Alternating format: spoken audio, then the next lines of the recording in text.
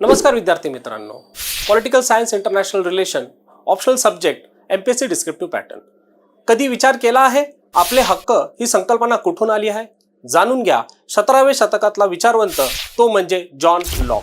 John Locke यांनी नैसर्गिक हक्क नॅचरल राईट्स ही संकल्पना मांडली आहे. त्यांच्या मते माणसाला हे हक्क निसर्गाने दिलेले आहेत. हे हक्क त्याला कुठल्याही सरकार किंवा राज्याने दिलेले नाही आहेत.